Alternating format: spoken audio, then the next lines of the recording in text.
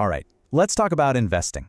If you've ever felt like your strategy is basically just picking a few stocks you like and kind of hoping for the best, well, you're in the right place.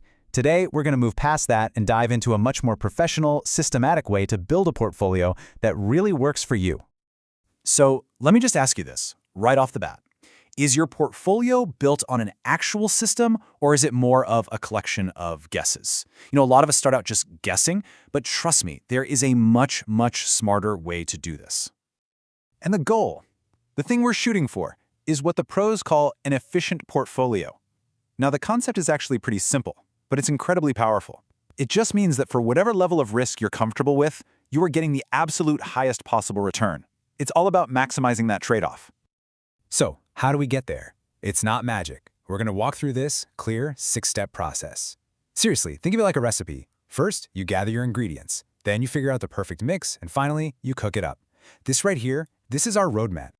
And the first thing we need to do is kind of shift our mindset. We're not just picking individual stocks anymore. We're building an intelligent, interconnected portfolio. Okay, so this whole process kicks off with what I like to call gathering intelligence. Steps 1, 2, and 3 are all about laying a solid foundation, getting all the data we need before we make any big decisions.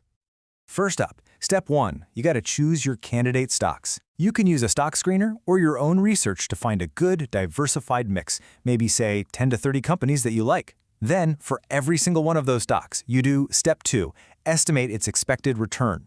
This is your educated guess on how you think it's going to perform. This becomes our raw data. And now we come to step 3. And this concept, this is absolutely crucial. It's called covariance. I know, it's a bit of a fancy statistical word, but the idea behind it is simple. It's just a measure of how two stocks move in relation to each other. Do they go up and down together? Or does one tend to zig when the other one zags? And this is why that matters so much. See, if your stocks have high covariance, they all tend to move in lockstep. So when one tanks, they all tank. Not good. But if they have low covariance, they move more independently. That smooths out the ride for your whole portfolio. This right here is the real math behind what we call diversification. All right, we've gathered our intelligence. We've got our data. Now we get to the heart of the whole process. Step 4. This is where we use a little bit of math to find that perfect mix, to calculate the ideal recipe for our portfolio. So here's the goal. We're trying to solve for the optimal weight, which is just the exact percentage of each stock we should hold. We want to build a portfolio that can hit our target return while taking on the absolute least amount of risk possible. That's the name of the game. And the result from all that math looks something like this. It's not a vague idea. It's a super precise recipe. The computer literally tells you, put 22% of your money into stock A, 18% into stock B, and so on. This is how you get that efficient balance we were talking about. But hold on, we're not done yet. We can't just blindly follow the machine. That brings us to the final checks, where your human brain and your gut instinct are just as important as all that computer precision. You have to stop and ask yourself this one critical question. The math might check out, the numbers might be perfect, but does this result actually make sense for you in the real world? And here's why that's so important. Sometimes the computer's first result can be, well, a little extreme. It might tell you to put 80% of your entire portfolio into one single stock. Now, mathematically, that might be optimal, but for most of us, that's just way too many eggs in one basket. That's a huge risk. This is where you, the human, step back in. You can add some rules, some constraints. You can tell the optimizer, hey, let's make sure no single stock is more than 20% of the portfolio.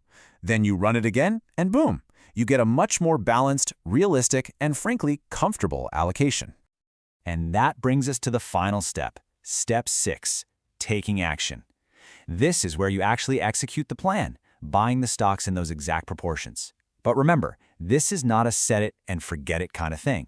You have to monitor your portfolio and rebalance it every so often, maybe once a quarter, just to make sure it stays on track with your optimal plan.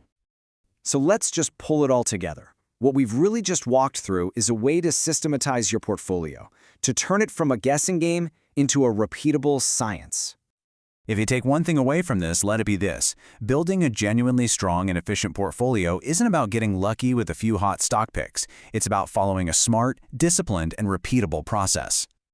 Now, if you're sitting there thinking, wow, this sounds like an insane amount of number crunching, you are 100% right. Doing this all by hand with a spreadsheet would be a huge amount of work. But here's the fantastic news, you don't have to. Modern tools can do all of this heavy lifting for you. In fact, the source for this explainer points out that tools like the Stocks to Buy app have portfolio builder features that run this entire optimization process in seconds. You just give it your list of stocks and it figures out the efficient weights for you. So I'll leave you with this final thought. You now know the system. You've seen the blueprint that professionals use to build portfolios that are truly optimized for risk and return. So the only question left is, isn't it time to upgrade yours?